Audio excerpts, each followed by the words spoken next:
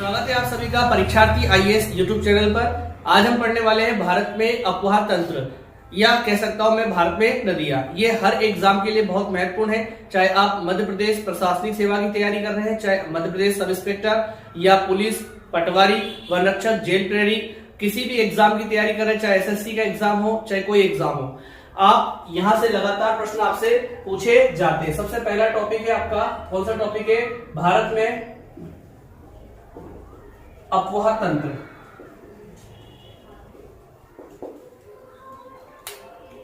भारत में अफवाह तंत्र।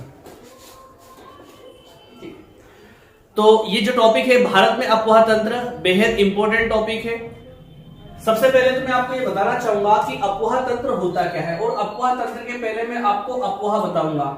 ध्यान रहे इस बात का, निश्चित वाहिकाओं के द्वारा हो रहे जल के प्रभाव को, सपोज मान लिया जाए ये किसी नदी का उद्गम बिंदु है और ये किसी नदी का मुहाना, या कह सकता हूं अंतिम बिंदु है। इस बीच में नदी उद्गम बिंदु से लेके तो अपने अंतिम बिंदु तक जो नदी बहती है वो अपने साथ में कई सारी नदियों का जल लेकर जाती है। ये जो नदी है, ये नदी का क्या है? प्रवाह या अफवाह है। किस प्रकार से कह सकता हूं? ये नदी का क्या है? अफवाह। और ध्यान रखना, इसकी जो सहायक नदियां होती है और उससे निर्मित जाल को क्या कहते हैं हम लोग? अफवाह तंत्र कहते हैं। उसे क्या कहते हैं हम लोग? अफवाह तंत्र कहते हैं। तो हम पढ़ने वाले हैं अफवाह तंत्र, या कह सकता हूं मैं मध्य प्रदेश भारत में नदियां। ठीक है, बढ़ते हैं आगे।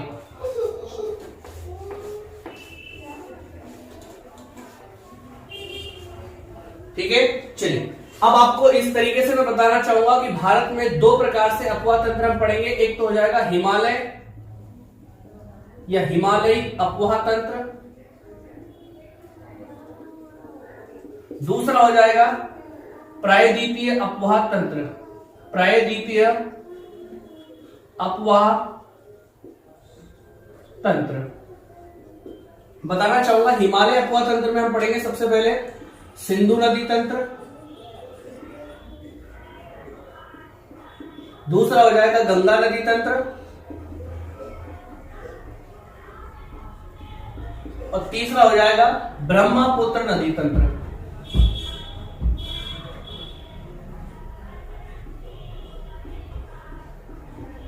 इसके अलावा मैं बात करता हूं प्रायद्वीपीय नदी तंत्र की, तो ध्यान रखना इसको दो भागों में हम बांट सकते हैं। एक तो हो जाएगा अरब सागर में गिरने वाली नदियां,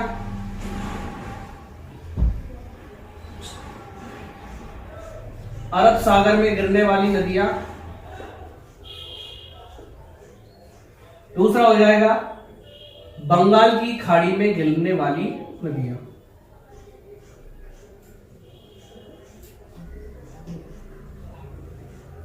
बंगाल की खाड़ी में गिरने वाली नदियां।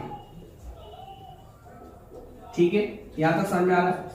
अब बात करते हैं हम लोग सिंधु नदी तंत्र के अंतर्गत हम क्या क्या पढ़ने वाले। तो सिंधु नदी तंत्र के अंतर्गत हम झेलम भी पढ़ेंगे, हम रावी भी पढ़ेंगे, हम व्यास भी, हम चिनाब भी पढ़ेंगे,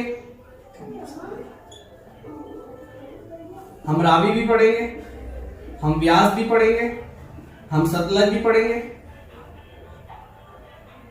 रावी दो बार हो चुका है, ठीक है, रावी को यहां से कट कर देता हूं, ठीक है, और सतलज, ठीक है। और यहां पर हम देखें कि ये कितनी नदियां हैं? 5 नदियां हैं जो हम देखेंगे, बहुत महत्वपूर्ण आता है। गंगा नदी के अंतर्गत हम देखेंगे यमुना, यमुना के बाद में बात कर सकता हूं घाघरा, गंडक, कोसी, गोमती, उत्तराखंड में एक नदी और है रामगंगा, ठीक है। रामगंगा के अलावा हो जाएगी महानंदा, ठीक है, और यमुना हो चुकी है। इसके अलावा टोंस, इसके अलावा सोन, ये सब नदियों के बारे में हम देखेंगे। बात करते हैं ब्रह्मपुत्र नदी तंत्र की, तो ध्यान रखना ब्रह्मपुत्र नदी में हम देखेंगे मानस, तीस्ता, सुबनश्री,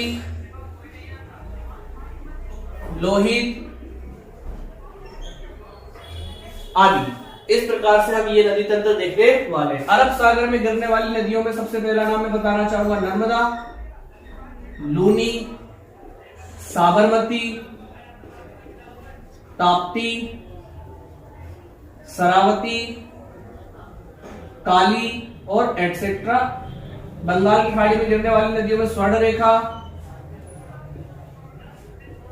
ब्राह्मणी, महानदी, गोदावरी, कृष्णा, कावेरी,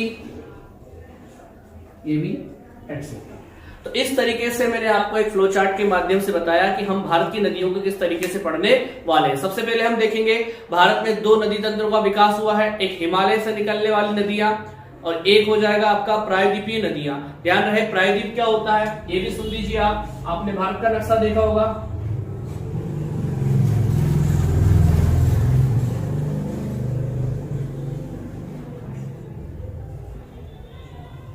ये जो भारत है हमारा,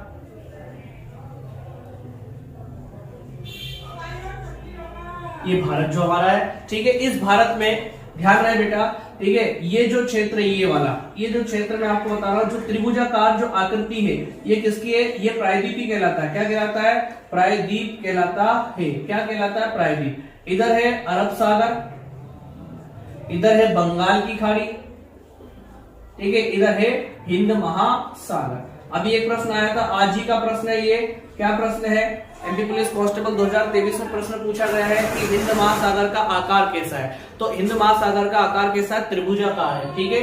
तो ध्यान रखना, ऐसा भूभाग जो 3 ओर से जल से घिरा हुआ हो उसे हम क्या कहते हैं, प्रायद्वीप कहते हैं। तो ध्यान रखना, इसमें जितनी नदियां बहती है, चाहे वो नर्मदा हो, चाहे वह ताप्ती हो, ठीक है, चाहे वह आपका गोदावरी हो, कृष्णा हो, कावेरी हो, महानदी हो, स्वर्णरेखा हो, ब्राह्मणी हो, दामोदर हो, कोई नदी हो, ठीक है, दामोदर नदी, सॉरी माफ कीजिए, दामोदर नदी जो है गंगा नदी तंत्र का हिस्सा हो जाएगी। लेकिन ये जितने नदी है ये सारी की सारी क्या हो जाएगी, प्रायद्वीपी नदी हो जाएगी। और हिमालय से निकलने वाली नदियों में जैसे सिंधु नदी है, ठीक है, जैसे सतलज नदी है, जिस प्रकार से ब्रह्मपुत्र नदी है, गंगा नदी है, ये सब पूरा जो नदी तंत्र रहेगा ये क्या रहेगा, हिमालय से निकलने वाली नदी।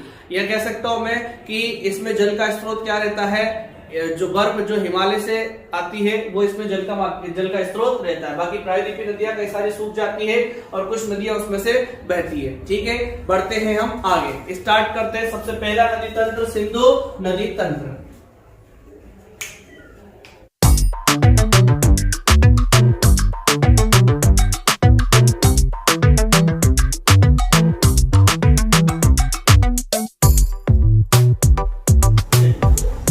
सबसे पहले मैं बताना चाहूंगा सिंधु नदी। कौन सी नदी, सिंधु नदी तंत्र। क्या हो जाएगा, सिंधु नदी तंत्र। तो ध्यान से सुनना, मैं यहां पर लिख रहा हूं उद्गम। क्या हो जाएगा, उद्गम। उद्गम कहां से होता है, तो इसका उद्गम होता है मानसरोवर झील, मानसरोवर झील तिब्बत। कहां से होता है, चाइना से होता है मानसरोवर झील तिब्बत, या कह सकता हूं चीन से होता है। ध्यान रखना, इसका उद्गम कहां से होता है, चीन से होता है, ठीक है, ध्यान रहे इस बात का। और अवसान कहां पर होता है या समाप्ति कहां पर होती है इसकी, तो ध्यान रखना, कराची के पूर्व में, कराची के पूर्व में अरब सागर में गिर जाती है, ठीक है। ये इसके बीच में इसकी सहायक नदियां कौन कौन सी है, सहायक नदियां बहुत इंपॉर्टेंट है, कौन कौन सी, तो सबसे पहले झेलम, रावी, रावी से पहले हम चिनाब लिख लेते हैं, चिनाब, रावी, ब्यास, सतलज, ठीक है। और भी कई सारी इसकी सहायक नदी, एक नदी और है श्योक। क्या हो जाएगा, श्योक भी इसकी सहायक नदी है। ये बहुत इंपॉर्टेंट, बेहद इंपॉर्टेंट नदियां हैं जिसके बारे में हम चर्चा करने वाले। इसके बाद में यहां मैं मैप बना देता हूं, ध्यान से सुनना मेरी बात।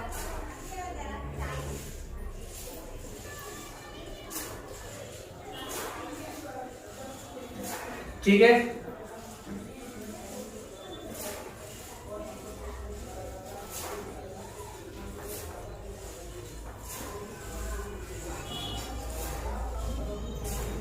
ठीक है, ये जो भारत है ऊपर वाला, ठीक है, तो इस प्रकार से यहां बना हुआ है। यहां पर स्थित है मानसरोवर झील। क्या हो जाएगी, मानसरोवर झील, अब ध्यान रखना, प्रश्न पूछा जाता है मानसरोवर झील से कितनी नदियों का उद्गम होता है, तो हो जाएगा 3। सबसे पहले ये जो नदी जा रही है निकलकर, ये कौन सी है भैया, ब्रह्मपुत्र, जो नामचा प्रवाह को काटते हुए भारत में प्रवेश करती है। एक जो नदी जा रही है इधर, ये कौन सी नदी है भैया, सिंधु नदी, ठीक है ना। ये कौन सी नदी है, सिंधु नदी है। और ये सिंधु नदी मैंने आपको बताया था पाकिस्तान में, पाकिस्तान के कराची में, कहां पर, पाकिस्तान के कराची में, कहां पर जाकर, ठीक है, अरब सागर में गिरती है, कराची के पूर्व में जाकर अरब सागर में गिर जाती है। एक नदी और है यहाँ से जिसका नाम है सतलज, क्या नाम है इसका, सतलज नदी, ठीक है, ये सतलज नदी है। और ये सतलज नदी किसमें जाकर मिलती है, चिनाब नदी में जाकर मिलती है, ध्यान रखना। ये कौन सी नदी है, ब्रह्मपुत्र। ये कौन सी है, सिंधु, ठीक है। और ये कौन सी है, सतलज, कौन सी हो जाएगी, सतलज। तो 3 नदियों का उद्गम कहां से होता है, मानसरोवर झील, और ये कहां पर है, तिब्बत में, कहां पर है, तिब्बत में। ध्यान रखना, सिंधु नदी भारत में कहां से प्रवेश करती है, तो सिंधु नदी भारत में कहां से प्रवेश करती है, तो दमचौक से, दम लगा के ऐसा, ठीक है ना, दमचौक नामक स्थान से भारत में प्रवेश करती है। और कहां पर, चिल्लास नामक स्थान पर, कहां पर, चिल्लास नामक स्थान पर, कहां पर, चिल्लास नामक स्थान पर क्या करती है, ठीक है, ये बाहर निकल जाती है। कभी प्रश्न बनता है कि भारत में कहां से प्रवेश करती है और कहां से निकलती है, तो आप बता सकते हो, ठीक है। दाईं ओर से मिलने वाली इसकी महत्वपूर्ण सहायक नदी जिसका नाम क्या हो जाएगा, श्योक नदी, कौन सी हो जाएगा, श्योक नदी। अगर पूछा जाए आपसे प्रश्न की श्योक किसकी सहायक है, तो बता देना सिंधु नदी की। इसके अलावा भी काली, कुर्रम, गिलगित, बहुत सारी सहायक नदियां इसकी, लेकिन हम जो महत्वपूर्ण नदियां हैं उसके बारे में चर्चा कर रहे हैं, ठीक है। चलिए, अभी सतलज नदी को मैं यहाँ से रफ कर रहा हूँ, ठीक है, ये सतलज नदी को मैंने रफ कर दिया, ठीक है। अभी इसको नहीं पढ़ना, बाद में बताऊंगा सतलज नदी, ठीक है, ध्यान सुनना मेरी बात। इस सतलज को मैंने यहाँ से हटा दिया फिलहाल के लिए, ठीक है। अब ध्यान सुनिए मेरी बात कि ये तो हो गई सिंधु नदी, ठीक है ना। सिंधु नदी की जो लंबाई है वो कितनी है, 2880 किलोमीटर, ठीक है। कहीं इसकी लंबाई जो मिलती है 2900 किलोमीटर। ध्यान रखना, ये भारत की सबसे लंबी नदी बिल्कुल नहीं है, क्योंकि उसका उद्गम कहां पर हो रहा है, तिब्बत, चाइना में हो रहा है, ठीक है। और पूछा जाए कि सिंधु नदी जो है वो कितने देशों में बहती है, तो प्रवाह इसका हम लिख सकते हैं, प्रवाह कितने देशों में भैया, 3 देशों में। कितने देशों में, 3 देशों में। सबसे पहले कहां से आती है, चीन, चीन से फिर कहां आती है, भारत, भारत से फिर कहां जाती है, पाकिस्तान, कहां जाती है, पाकिस्तान। तो आपको याद रखना पड़ेगा, ठीक है। चलिए, इसके बाद आगे हम बात करते हैं, ध्यान सुनना मेरी बात। अगर आपको मेरी स्पीड फास्ट लगती है तो आप वीडियो को एक बार और चलाकर देख सकते हैं, पर ध्यान रखें बेटा, ठीक है, इस तरीके से आप मैप बनाकर आप पढ़ेंगे तो आपका जीके बहुत अच्छा होगा और आप बिल्कुल देखते ही आंसर उसका पहचान लेंगे। एक बार मेहनत करने की आवश्यकता है, ठीक है, आपको सब समझ में आने लगेगा। अब ध्यान रखना, बेरीनाग के निकट एक झील है जिसका नाम हो जाएगा शेषनाग झील। क्या हो जाएगा, शेषनाग झील। तो ध्यान रखना, यहां पर लिख रहा हूं मैं शेषनाग झील। क्या लिख रहा हूं, शेषनाग झील। शेषनाग झील से किस नदी का उद्गम होता है, तो वो हो जाएगा भैया आपका कौन सा, झेलम। किसका उद्गम होता है, झेलम। ध्यान रखना, जितनी भी नाग नागिन वाली झीलें हैं, ठीक है, वो सारी की सारी कहां पर मिलेगी आपको, वो मिलेगी आपको जम्मू कश्मीर वाले क्षेत्र में, ठीक है। तो झेलम नदी का उद्गम होता है शेषनाग झील से, बहती हुई जाती है जाती है जाती है, और ये पाकिस्तान में जाकर किस नदी से मिलती है, तो चिनाब से मिल जाती है। अगर प्रश्न पूछा जाए संगम, संगम, संगम, संगम किससे हो जाता है, चिनाब से। संगम किससे हो जाता है, चिनाब से हो जाता है। किसका, झेलम नदी का। ध्यान रखना, इसके अलावा अब यहाँ पर एक और आपने हिमाचल प्रदेश में 3 दर्रे पड़े हुए, ठीक है ना, मैं यहाँ पर लिख देता हूँ। हिमाचल प्रदेश में 3 दर्रों के नाम इंपोर्टेंट है, रोहतांग दर्रा, बड़ा लाचा दर्रा,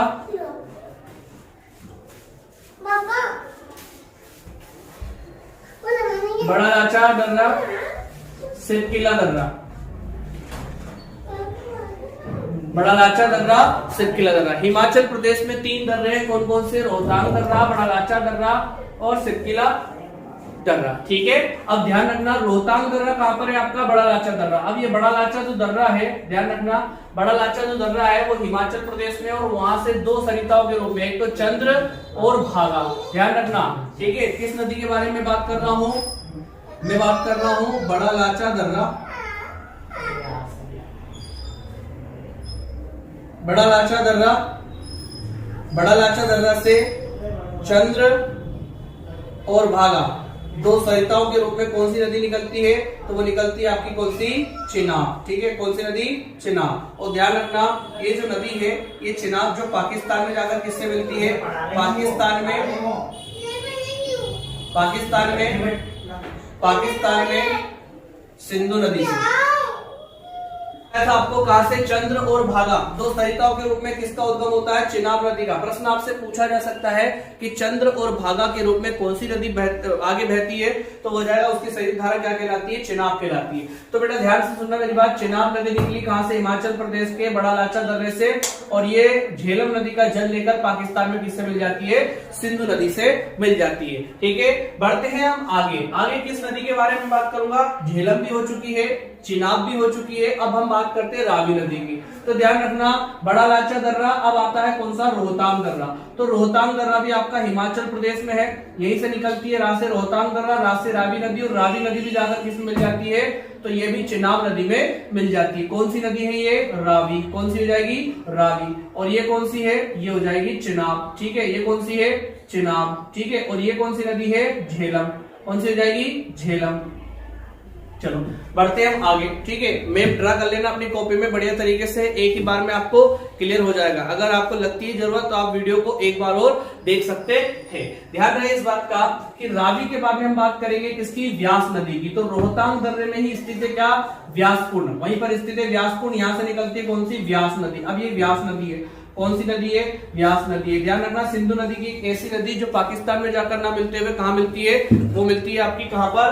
भारत में ही सतलज से मिल जाती है। किससे मिल जाती है? सतलज से मिल जाती है। ध्यान रखना सतलज नदी कहां से आती है? मैंने बताया था मानसरोवर झील से आती है। याद करो मानसरोवर झील से। और ये भारत में किस दर्रे से प्रवेश करती है?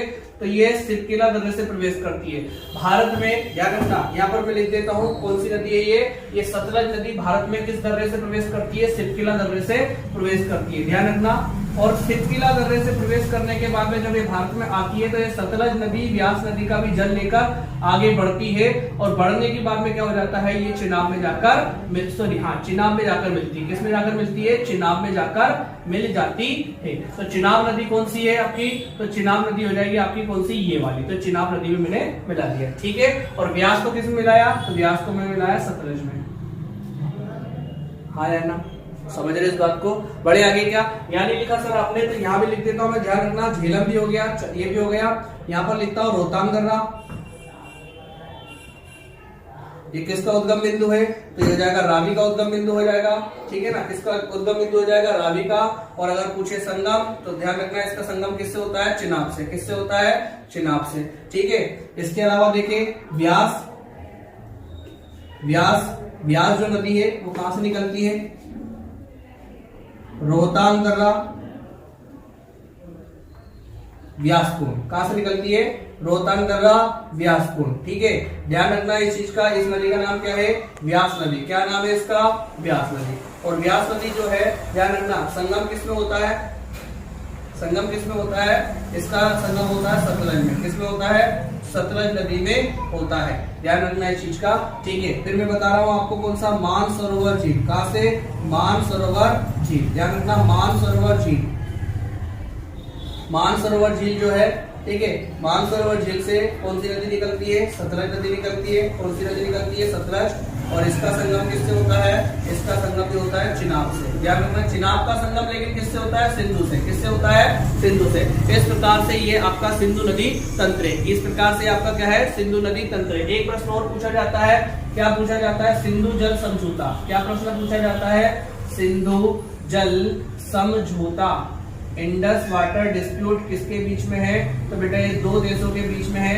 एक तो हो जाएगा आपका इंडिया और एक हो जाएगा आपका पाकिस्तान। ध्यान रखना इंडिया के पंडित जवाहरलाल नेहरू, पाकिस्तान के राष्ट्रपति अयूब खान के मध्य एक समझौता हुआ था, उसका नाम था सिंधु जल समझौता। ध्यान रखना सिंधु नदी जो है या सिंधु नदी तंत्र है, उसमें से जो तीन नदियां हैं, पहली, दूसरी और तीसरी, कौन कौन सी?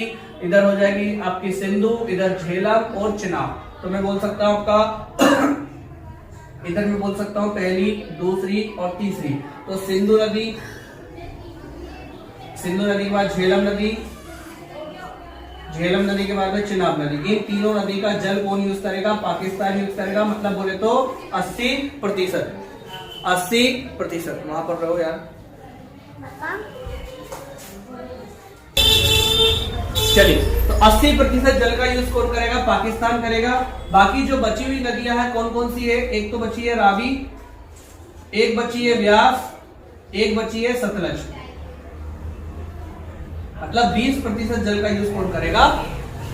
कौन करेगा? इंडिया या भारत करेगा। ध्यान रहे इस बात का। ये समझौता कब हुआ था? 1960 में। ये कब हुआ था? 1960 में इंडस वाटर डिस्प्यूट या सिंधु जल समझौता दो देश भारत और पाकिस्तान के मध्य हुआ था। प्रश्न आपसे जल विवाद पूछे ही जाते हैं, जैसे तीस्ता जल विवाद किसके बीच में है? कृष्णा जल विवाद भारत के किन राज्यों के मध्य है? महानदी जल विवाद किस राज्यों के मध्य? नर्मदा जल विवाद किस राज्यों के मध्य? कावेरी जल विवाद किस राज्यों के मध्य? इस प्रकार से प्रश्न आपसे पूछे जाते हैं। तो ये दो देशों के मध्य समझौता है। इस प्रकार से ये नदी सिंधु नदी तंत्र आपका खत्म होता है। अब ध्यान रखें, मैं आपको यहाँ पर परियोजना भी बता रहा हूं। अगर आप समझ सकते हो तो अपनी कॉपी में नोट कर लेना। ध्यान रखना, सबसे पहले मैं बात करता हूं किसकी? झेलम की। किसकी बात करता हूं भैया? तो झेलम पर जो परियोजना स्थित है, एक तो हो जाएगा आपका एक तो हो जाएगा उरी, एक हो जाएगा आपका किशनगंगा। किशनगंगा को नीलम नदी भी कहते हैं, ये झेलम की सहायक है। और एक और हो जाएगा आपका कौन सा? तुलबुल परियोजना। कौन सा हो जाएगा बेटा? तुलबुल परियोजना। ध्यान रखना, ये सभी जम्मू कश्मीर में स्थित है। और इसके बारे में आपको ये कहना चाहूंगा कि एक ट्रिक है भैया, ध्यान से सुनना, ठीक है? किशन और तुलबुल, तुलबुल मतलब बुलबुल, ठीक है ना? किशन और बुलबुल को झेलना हुआ मुश्किल, ठीक है? तो भैया ध्यान रखना, इसको हम है ना उरी को कैसे याद करेंगे? तो आप उरी बाबा भी कर सकते हैं। उरी बाबा किशन और बुलबुल को झेलना हुआ मुश्किल। अगर आपने मोटू पतलू सीरियल देखा होगा या उसके बारे में सुना होगा, तो वो मोटू जो होता है हर समय यही बोलता है उड़ी बाबा, या पतलू उसको बोलता है उड़ी बाबा। तो उड़ी बाबा किशन और बुलबुल को झेलना हुआ बड़ा मुश्किल, ठीक है? अब ध्यान सुनना, दूसरी जो नदी है चिनाब। चिनाब नदी पर कौन कौन सी है उसको भी 3 बता रहा हूं मैं, कौन कौन सी? एक तो हो जाएगा, ध्यान रखना, दुलस्ती। एक हो जाएगा कौन सा बेटा? बगलीहार। एक हो जाएगा सलाल। तो ध्यान रखना, इसकी क्या ट्रिक है? तो ये लिखा हुआ चीन, ये लिखा हुआ है चीन मतलब चिनाब, ठीक है? चीन। यहाँ पर लिखा हुआ है दुलस्ती, ठीक है? ये भी जम्मू कश्मीर में स्थित है। चीन का दुला, ठीक है ना? चीन का दुला, ऐसे छोटी छोटी आपका दुला, ठीक है? ये क्या लिखा हुआ? हस्ती। हस्ती मतलब बोले तो हंसते हुए। जिसकी शादी होती है तो आपने देखा होगा बिल्कुल बढ़िया तरीके से घोड़ी पर बैठता है वो, और ऐसे मुस्कुराता हंसता है, लेकिन उसको नहीं मालूम होता है कि इसके बाद में क्या होने वाला है, ठीक है? आगे मेरी बात में। और जब वरमाला होती है, हार पहनाया जाता है, ठीक है? और ज्यादा खुश होता है, ठीक है? तो चीन का दूल्हा हंसते हंसते हार पहन के हुआ हलाल, ठीक है? हलाल जो हो जाएगा आपका सलाल, ठीक है ना? तो सलाल परियोजना भी चिनाब नदी पर, बगलीहार भी चिनाब नदी पर, और दुलस्ती भी चिनाब नदी पर। तो ध्यान रखना, क्या बात बोला था मैंने? किशन और बुलबुल को झेलना हुआ बड़ा मुश्किल, ठीक है? उड़ी बाबा उरी, और हो जाएगा किशनगंगा परियोजना, और एक हो जाएगा आपका कौन सा? वो हो जाएगा आपका तुलबुल परियोजना। और एक मैंने बताया चिनाब नदी पर, तो ये भी कर सकते हो। ध्यान रखना, अब बात करता हूँ रावी नदी पर। तो रावी नदी पर भी आपको एक तो मैं बता रहा हूँ कौन सा? एक तो बताओ रणजीत सागर परियोजना, ठीक है? रणजीत सागर परियोजना, ठीक है? ध्यान रखना। फिर एक और हो जाएगा थिन बांध, इसके तहत बनने वाला बांध कौन सा? थिन बांध, लेकिन याद करना आपको बहुत जरूरी है। एक और हो जाएगा आपका चमेरा बांध। क्या हो जाएगा? चमेरा बांध। ध्यान रखना इस चीज का। रासे रावी, रासे रणजीत सागर बांध, रासे रावी और रासे रणजीत सागर बांध, ठीक है? इधर देखेंगे, इसके बाद में देखा होगा रावी, रावी और तो हो जाएगा आपका थिन, ठीक है ना? ध्यान रखना, रावी, रावी को इंग्लिश में अगर ऐसा लिखेंगे तो ये बनेगा रावी, रवि, ठीक है ना? तो रवि जो लड़का है वो दुबला पतला है, ठीक है ना? कैसा है? दुबला पतला। और इंग्लिश में दुबले या पतले को क्या कहा जाता है? थिन। तो थिन बांध कौन सी नदी बनाती है? रावी, या रवि नदी, ठीक है? जैसे कि रासे रावी, रासे रणजीत सागर बांध, रवि जो मैंने बताया था, ये रावी बताया था आपको, थिन बांध। रवि कैसा है? ये रवि कैसा लड़का है? दुबला पतला है, थिन मतलब पतला है, ठीक है? इसके बाद में चमेरा, तो जो रावी नाम का जो लड़का है वो बहुत कमेरा है, बहुत मेहनती है, तो रावी पर हो जाएगी आपकी चमेरा परियोजना। जैसे हम बोलते हैं केमिकल, तो केमिकल को हम लिखते क्या है CH, आगे बात सुना, यहाँ उल्टा कर दिया अपन ने, का को कर दिया है चा, ठीक है ना, तो चमेरा को हम क्या पढ़ रहे हैं, कमेरा, ठीक है ना। तो कमेरा बांध मैं कह सकता हूँ रावी नदी पर, रावी जो हो जाएगा आपका थीन बांध और रणजीत सागर परियोजना, ठीक है, ये हो गया। व्यास परियोजना पर आ जाओ, तो ध्यान रखना व्यास परियोजना व्यास नदी पर स्थित है, आपको पता है, ध्यान रखना व्यास नदी पर स्थित है, ठीक है। इसके तहत बनने वाला जो बांध है, सबसे पहले तो हरि के बैराज आपको मैं बता सकता हूँ, हरि के बैराज कौन सी नदी बनाती है, ठीक है ना, व्यास नदी जब सतलज नदी में मिलती है, ये देखो यहाँ पर हरि के बैराज मिलेगा। हरि के जो नामक है, हरि के नामक जो जगह है वो कहां पर है, पंजाब के कपूरथला जिले में स्थित है, ध्यान रखना इस चीज का, हरि के बैराज वहीं पर बनाया गया है। और भारत की सबसे लंबी नहर प्रणाली इंदिरा गांधी नहर, कौन सी नहर, इंदिरा गांधी नहर किसको सिंचित करती है, राजस्थान के, है ना, राजस्थान के किसको सिंचित करती है, पूर्वी जिलों को सिंचित करती है, ध्यान रखना इस चीज का, इंदिरा गांधी नहर। इसके अलावा व्यास परियोजना में बोल चुका हूं, व्यास नदी पर स्थित है हरि के बैराज, बैराज भी एक प्रकार का बांध की भांति कार्य करता है, ठीक है। हरि किसके, तो व्यास के, व्यास प्राय क्या होते हैं, पंडित होते हैं, क्या होते हैं, पंडित होते हैं, तो हरि किसके, व्यास के। इसके अलावा यहाँ पर एक और जलाशय जिसका नाम क्या हो जाएगा, पोंग जलाशय, क्या हो जाएगा, पोंग जलाशय, ध्यान रखना इस चीज का। पोंग जलाशय कौन सी नदी बनाती है, तो वो भी कौन सी बनाती है, व्यास नदी बनाती है। इसके अलावा अंतिम जो है वो है सतलज नदी पर है भाखड़ा नागल बांध, कौन सा बांध, भाखड़ा नागल बांध, यहाँ पर लिख देता हूं मैं सतलज पर, सतलज पर क्या हो जाएगा, भाखड़ा और नागल, ये दो बांध है, ठीक है। भाखड़ा जो है हिमाचल प्रदेश में आता है और नागल जो है वो किस में आता है, पंजाब राज्य में आता है। इसका अर्थ देखो, ध्यान सुनना मेरी बात जब इस बांध का निर्माण किया जा रहा था, जब पंजाब क्या था, पंजाब और हिमाचल प्रदेश एक ही राज्य थे, आपको पता होगा वर्ष 1971 में राज्य बना है हिमाचल प्रदेश। जब राज्य बना तो नागल जो है वो पंजाब में रह गया और भाखड़ा जो है वो हिमाचल प्रदेश में चला गया, ठीक है। और ध्यान रखना इस बांध को भारत में सबसे बड़े बांध की संज्ञा प्राप्त है। सबसे बड़ा बांध कौन सा है, भाखड़ा नागल बांध है। अगर पूछा जाए सबसे ऊंचा बांध कौन सा है, तो भी आपको भाखड़ा नागल बताना है। हालांकि बांध जो है टिहरी बांध 260 मीटर ऊंचाई पर स्थित है, आपका अभी पढ़ाऊंगा मैं, भागीरथी नदी और भिलगाना नदी उसके संगम पर स्थित है, लेकिन आपको बताना है कौन सा, भाखड़ा नागल बांध। जवाहरलाल नेहरू ने इसे क्या कहा है, एक विराट चमत्कारी वस्तु भी बताया है। और ध्यान रखना भारत में बहुउद्देशीय घाटी परियोजनाओं को पंडित जवाहरलाल नेहरू ने आधुनिक मंदिर की श्रेणी में रखा है, आधुनिक मंदिर की संज्ञा दी है। तो ध्यान रखना, ये था सिंधु नदी तंत्र। अगले वीडियो में हम मिलते हैं किसके साथ, गंगा नदी तंत्र, और गंगा के साथ में मैं आपको ब्रह्मपुत्र भी बता दूंगा। Thank you so much. अगर ये वीडियो अच्छा लगता है तो बेटा प्लीज लाइक कीजिए, शेयर कीजिए और सब्सक्राइब कीजिए। Thank you so much. अगर कोई कर सकता है तो मैं क्यों नहीं, क्या है उनमें ऐसा जो मुझ में नहीं।